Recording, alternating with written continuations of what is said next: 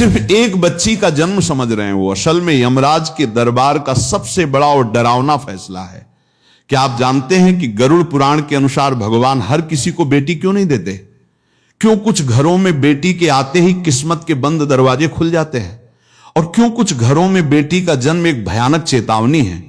आज आत्महस्य के इस मंच पर हम गरुड़ पुराण के उन पन्नों को खोलेंगे जो आपके रोंगटे खड़े कर देंगे। मृत्यु के बाद का सन्नाटा और यमलोक की वो अनंत गहराइयां जहां समय रुक जाता है और केवल कर्मों की गूंज सुनाई देती है। पक्षीराज गरुड़ जो भगवान विष्णु के वाहन हैं, एक बार बड़े ही व्याकुल होकर यमलोक की ओर देख रहे थे। उनके मन में एक ऐसा प्रश्न दौड़ रहा था जो आज के युग में हर मनुष्य के मन में कभी न कभी आता है। उन्होंने देखा कि यमराज के दरबार में आत्माओं का तांता लगा है, चित्रगुप्त के बहाते खुल रहे हैं और हर आत्मा को उसके अगले सफर पर भेजा जा रहा है। गरुड़ जी ने यमराज से बड़े ही विनीत स्वर में पूछा, हे धर्मराज, आप मृत्यु के पश्चात आत्माओं को दंड देते हैं, उन्हें स्वर्ग या नरक भेजते हैं, ये तो मैं जानता हूं, लेकिन मुझे एक बात समझ नहीं आती। जब किसी आत्मा को पुनः मृत्यु लोक यानी पृथ्वी पर भेजा जाता है तो उसके स्त्री या पुरुष बनने का निर्णय किस आधार पर होता है? विशेषकर जब किसी घर में एक नन्ही बेटी का जन्म होता है तो क्या वो केवल एक शारीरिक घटना है? क्या यह सिर्फ प्रकृति का नियम है कि किसी के यहां बेटा होगा और किसी के यहां बेटी, या इसके पीछे कोई ऐसा गहरा रहस्य छिपा है जिसे संसार नहीं देख पा रहा? यमराज ने अपनी गहरी और गंभीर दृष्टि गरुड़ पर डाली। उनकी आवाज में ब्रह्मांड का सारा भार और सत्य था। उन्होंने कहा, हे पक्षीराज, इस संसार में पत्ता भी बिना कारण के नहीं हिलता, तो एक आत्मा का जन्म संयोग कैसे हो सकता है जिसे मनुष्य बायोलॉजिकल इवेंट या जैविक प्रक्रिया कहता है? वो असल में ब्रह्मांड का सबसे बड़ा जजमेंट यानी फैसला है। जब किसी घर में बेटी जन्म लेती है तो वो उस घर के पिछले 7 जन्मों के कर्मों का निचोड़ होता है। गरुड़ पुराण के धर्मकांड में स्पष्ट वर्णन मिलता है कि आत्मा को वहां नहीं भेजा जाता जहां जगह खाली हो, आत्मा को वहां भेजा जाता है जहां उसका उद्देश्य पूरा हो सके।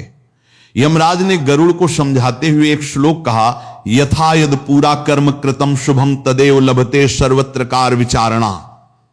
इसका भावार्थ यह है कि मनुष्य ने पूर्व जन्मों में जैसा जैसा और जो जो शुभ कर्म किया होता है उसे इस जन्म में ठीक वैसा ही फल प्राप्त होता है। धर्मराज बोले, इस बात में जरा भी संदेह करने की जरूरत नहीं है। फिर उन्होंने गरुड़ जी को विस्तार से समझाते हुए कहा, हे गरुड़, जब कोई आत्मा यमलोक से पृथ्वी पर जन्म लेने के लिए आती है तो वो अपने साथ अपने अच्छे कर्मों का फल भी लेकर आती है। इसलिए ये बात हमेशा याद रखना कि भगवान हर किसी के घर बेटी का जन्म नहीं देते।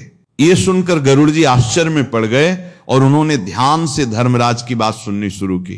तब धर्मराज बोले, बेटी उसी घर में जन्म लेती है जहां परिवार के अच्छे कर्मों का प्रभाव होता है। जब सृष्टि का नियम यह देखता है कि किसी व्यक्ति ने अपने जीवन में बिना किसी स्वार्थ के दूसरों की मदद की है, किसी का मन नहीं दुखाया और उसके हृदय में दया, प्रेम और करुणा का भाव आज भी जीवित है, तब ऐसे घर को बेटी के जन्म का सौभाग्य प्राप्त होता है। तब वे उसे पुरस्कार स्वरूप एक पुत्री रत्न प्रदान करते हैं। बेटी का आना इस बात का प्रमाण है कि भगवान ने उस परिवार को, उस दिव्य ऊर्जा को संभालने के योग्य समझा है। लेकिन यह सफर इतना सीधा नहीं है। यमलोक में जब किसी आत्मा का चुनाव एक पुत्री के रूप में जन्म लेने के लिए किया जाता है तो उस आत्मा की पवित्रता की जांच होती है। यमराज ने बताया कि एक बेटी का जन्म केवल एक बच्ची का आना नहीं है, बल्कि वो उस घर के भाग्य को बदलने का एक डिवाइन इंटरवेंशन है। इसे एक उदाहरण से समझिए, जरा कल्पना कीजिए, एक ऐसे घर की जहां अशांति का वास है, जहां दरिद्रता ने डेरा डाल रखा है, अचानक वहां एक बेटी जन्म लेती है।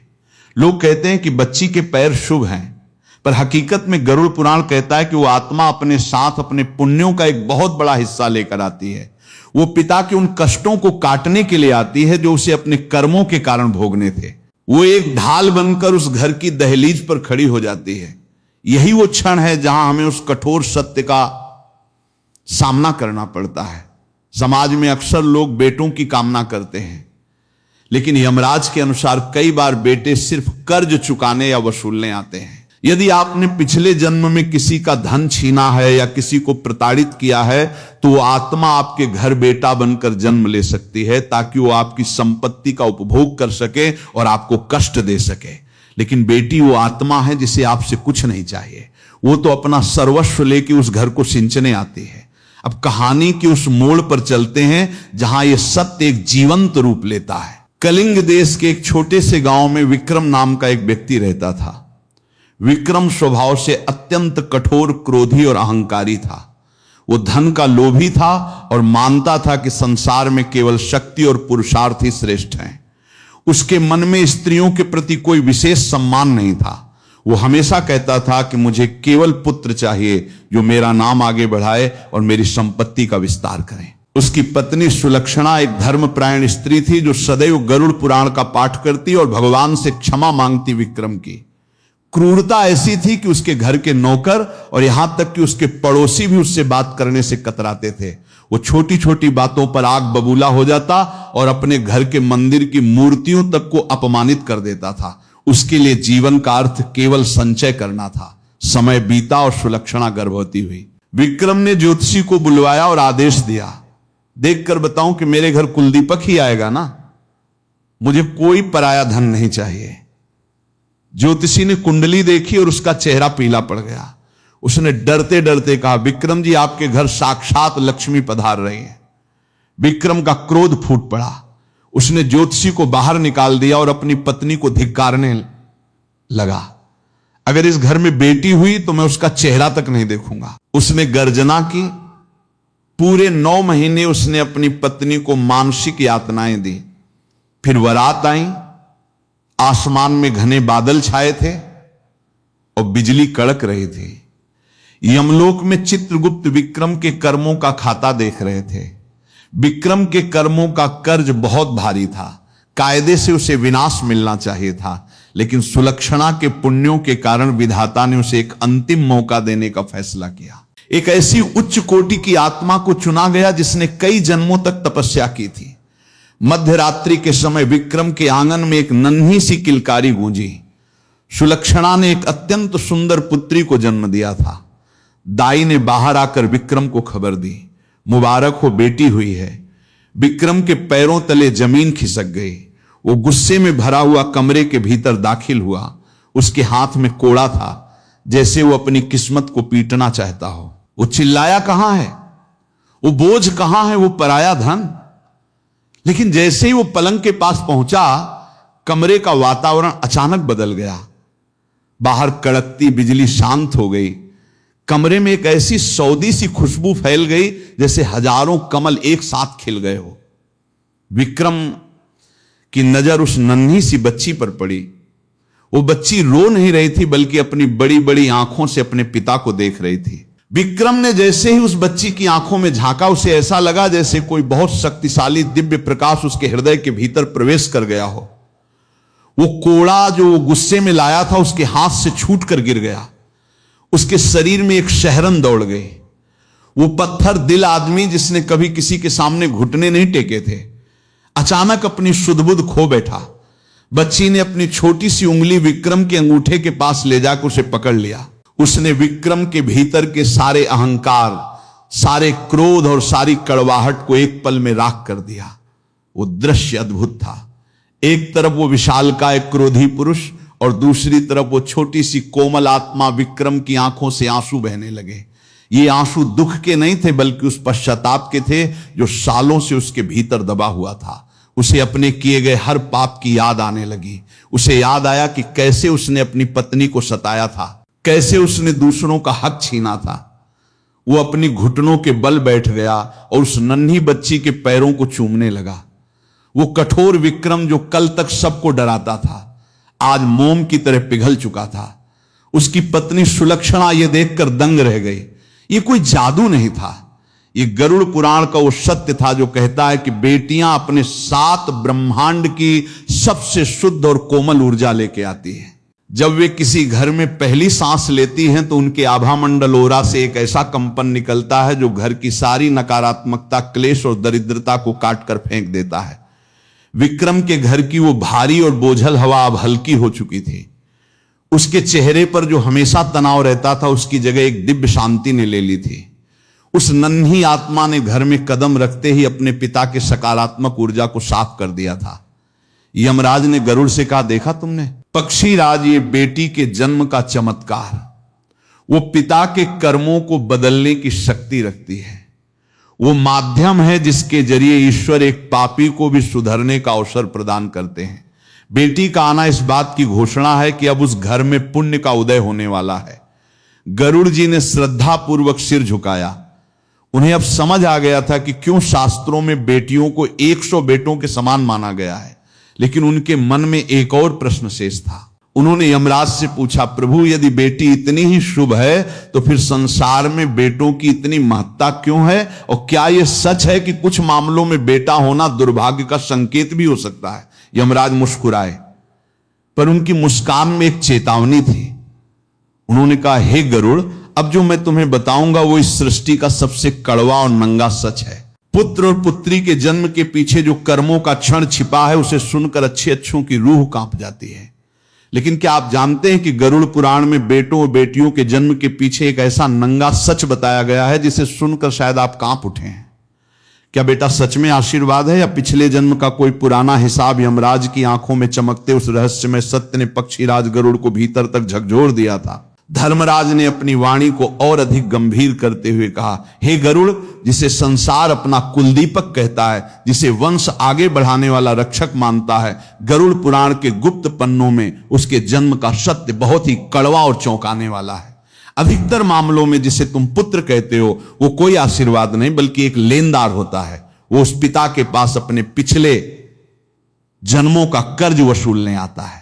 यमराज के इन शब्दों ने गरुड़ जी को स्तब्ध कर दिया। उन्होंने विस्मित होकर पूछा, हे प्रभु, ये आप क्या कह रहे हैं? संसार तो पुत्र प्राप्ति के लिए कठोर तपस्या और व्रत करता है, क्या पुत्र केवल कर्ज वसूलने ही आता है? यमराज ने चित्रगुप्त की ओर संकेत किया और बोले, पक्षी राज कर्मों का गणित बहुत सूक्ष्म है। जब कोई मनुष्य अपने पिछले जन्म में किसी का धन छल से हड़प लेता है, किसी का हक मारता है या किसी को संपत्ति के लिए अत्यधिक कष्ट देता है, तो पीड़ित आत्मा यमलोक में न्याय की गुहार लगाती है। तब विधि का विधान उस आत्मा को उसी व्यक्ति के घर पुत्र के रूप में भेज देता है। वो पुत्र जन्म से ही रुग्ण हो सकता है, ताकि पिता का धन औषधियों में व्यय हो, या वो कुपुत्र बनकर पिता की संचित संपत्ति को जुए, व्यसन और फिजूल खर्ची में उड़ा दे। वो तब तक उस पिता के साथ रहता है जब तक कि उसके पिछले जन्म का पाई का हिसाब नहीं हो जाता।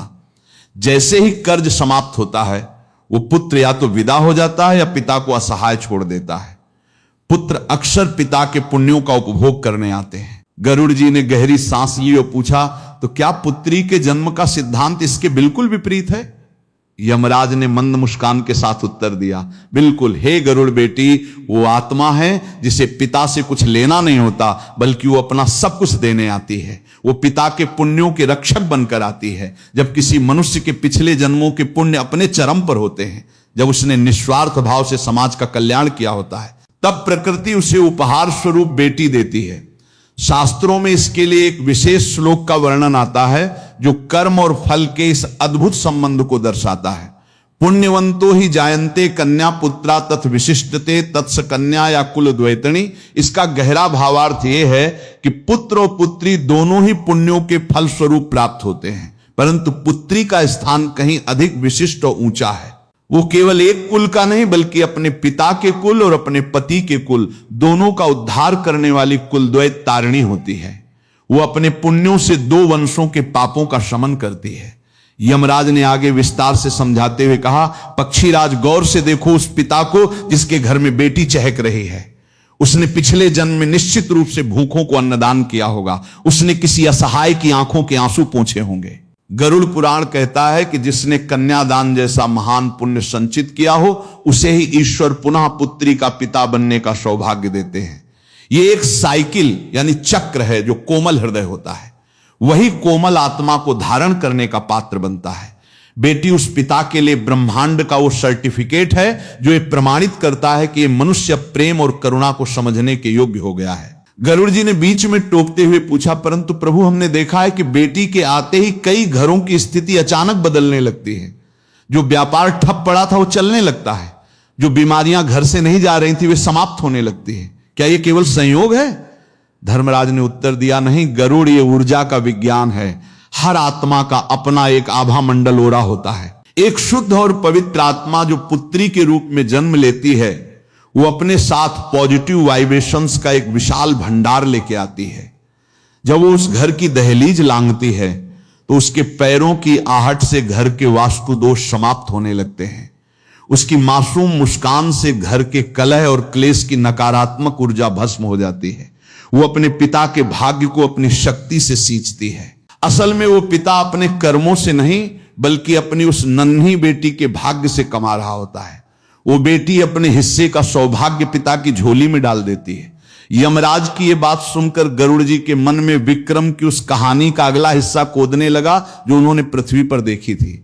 विक्रम जो अब पूरी तरह बदल चुका था, अपनी बेटी अनन्या के पालन पोषण में अपना सारा समय बिताने लगा। गांव के लोग हैरान थे कि वो क्रूर विक्रम अब हर किसी से विनम्रता से बात करता था। उसकी आंखों की वो भयावह चमक अब एक शांत शीतलता में बदल गई थी। लेकिन परीक्षा अभी बाकी थी। विक्रम के पिछले जन्मों के कुछ पाप कर्म अभी भी उसके भाग्य में बाधा बनकर खड़े थे। उसके व्यापार में भारी घाटा होने लगा और जो धन उसने गलत तरीके से कमाया था वो धीरे धीरे खत्म होने लगा। एक रात विक्रम बहुत चिंतित होकर अपनी झोपड़ी के बाहर बैठा था। उसे डर था कि अब वो अपनी बेटी को सुख सुविधाएं कैसे देगा जो उसने सोची थी। तभी 5 वर्षीय अनन्या उसके पास आई और उसके गले लग गई। उसने विक्रम के कानों में धीरे से कहा, पिताजी आप उदास क्यों हैं? मां कहती है कि जिसके पास प्यार होता है वो सबसे अमीर होता है। अनन्या की उन छोटी सी बातों में गरुड़ पुराण का वो तत्व ज्ञान छिपा था जिसे बड़े बड़े विद्वान नहीं समझ पाते। उसी रात विक्रम को एक स्वप्न आया जिसमें उसने देखा कि एक काली छाया उसके घर से बाहर निकल रही है और एक सुनहरी रोशनी अनन्या के सिर के पीछे चमक रही है। वो काली छाया उसके उन संचित पापों का प्रतीक थी जो अब अनन्या की पवित्रता के कारण उस घर को छोड़ने पर मजबूर थे। अगले ही दिन विक्रम को जंगल में एक पुरानी गुफा के पास वो धन प्राप्त हुआ जो उसके पूर्वजों का था और जिसे वो सालों से ढूंढ रहा था। लेकिन इस बार विक्रम ने उस धन को केवल अपने लिए नहीं रखा। अनन्या के कहने पर उसने उस धन से गांव में एक पाठशाला और एक चिकित्सालय बनवाया। जैसे जैसे अनन्या बड़ी हो रही थी, विक्रम का ऐश्वर्य नहीं बल्कि उसका सम्मान बढ़ रहा था। यमराज ने इस दृश्य को देखते हुए गरुड़ से कहा, देखा तुमने, यदि विक्रम के घर पुत्र होता तो शायद वो उस संकट की घड़ी में पिता की संपत्ति के लिए उससे लड़ता या उसे छोड़ देता। लेकिन बेटी ने क्या किया?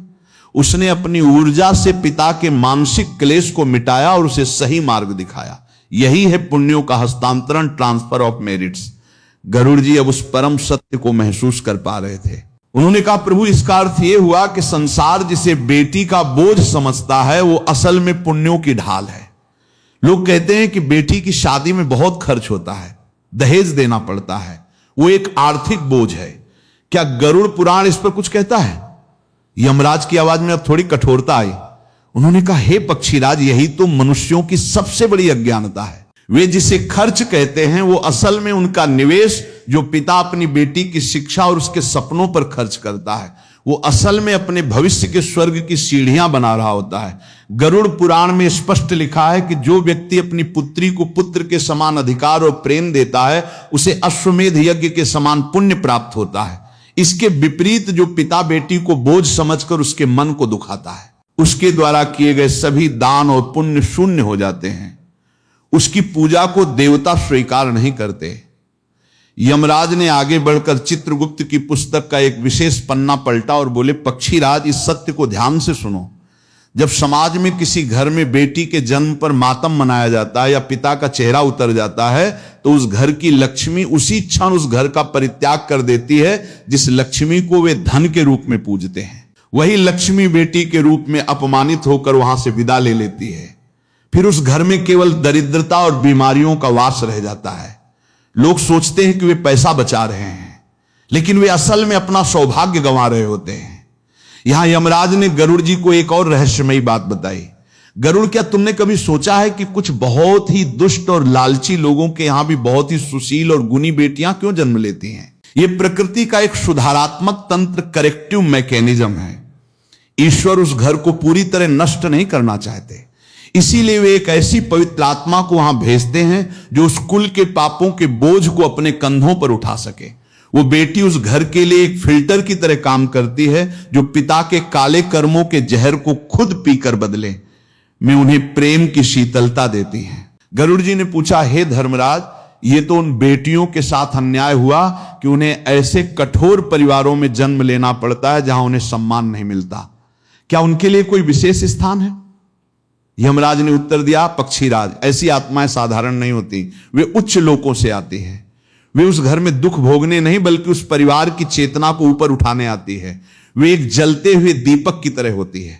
दीपक ये नहीं देखता कि कमरा कितना गंदा है, वो बस अपनी रोशनी फैलाता है। जब वो बेटी उस कठोर पिता के हृदय में करुणा का एक छोटा सा बीज भी बो देती है तो उसका उद्देश्य सफल हो जाता है। ऐसी बेटियों का स्थान यमलोक के बाद सीधे दिव्य लोकों में होता है। गरुड़ पुराण का यह दर्शन गरुड़ जी के लिए बिल्कुल नया था। वे अब तक केवल पाप और दंड की बातें सुनते आए, दंड के बातें थे, लेकिन आज उन्हें पता चला कि स्त्री शक्ति और पुत्री रूप संसार के संतुलन के लिए कितना अनिवार्य है। यमराज ने गरुड़ की शंकाओं का समाधान करते हुए यह स्पष्ट कर दिया कि बेटी केवल एक संतान नहीं है, वो एक आध्यात्मिक गुरु है जो पिता को निस्वार्थ प्रेम करना सिखाती है। धर्मराज ने अपनी बात जारी रखते हुए कहा, पक्षीराज, मनुष्य जिसे अपनी उपलब्धि समझता है वो अक्सर उसका पिछला हिसाब होता है, लेकिन जिसे वो अपनी जिम्मेदारी समझता है वो उसका भविष्य होता है। बेटी वो जिम्मेदारी है जो आपके वर्तमान को संवारती है और आपके भविष्य को सुरक्षित करती है। वो पिता को उस अहंकार से मुक्त करती है जो अक्सर पुरुष होने के नाते उसके भीतर पनप जाता है। वो उसे झुकना सिखाती है, उसे कोमलता का एहसास कराती है। गरुड़ जी ने देखा कि यमराज के चेहरे पर अब एक विशेष चमक थी। उन्होंने समझ लिया था कि गरुड़ पुराण का यह खंड केवल मृत्यु के बाद की बात नहीं करता, बल्कि जीवन जीने की उस कला को सिखाता है जहां एक पिता अपनी बेटी की आंखों में साक्षात ईश्वर के दर्शन कर सकता है। शास्त्र कहते हैं कि बेटी लक्ष्मी है, लेकिन हमने लक्ष्मी का अर्थ सिर्फ पैसा समझ लिया, पर गरुड़ पुराण में लक्ष्मी का एक ऐसा गुप्त रूप बताया गया है जो उस घर में कभी नहीं टिकता, जहां बेटियों का अपमान हो। आखिर क्या है वो बदलाव का दूत? आखिर क्यों लक्ष्मी केवल धन नहीं बल्कि कुछ और ही है जो उस नन्ही जान के साथ घर में प्रवेश यमराज की वाणी में? फिर धर्मराज ने ऐसी बात कही जिसे सुनकर गरुड़ जी का मन श्रद्धा से भर गया। धर्मराज बोले, हे गरुड़, इंसान की सबसे बड़ी भूल यह है कि वो लक्ष्मी का मतलब सिर्फ पैसा, सोना और दौलत समझता है। लोग सोचते हैं कि लक्ष्मी केवल धन देने वाली देवी हैं, लेकिन शास्त्रों में उनका स्वरूप इससे कहीं बड़ा बताया गया है। लक्ष्मी केवल धन की देवी नहीं बल्कि सुख, शांति, प्रेम, करुणा और जीवन में संतुलन देने वाली देवी है। वे जहां रहती हैं वहां घर में प्रेम, सम्मान और सकारात्मक सोच बनी रहती है।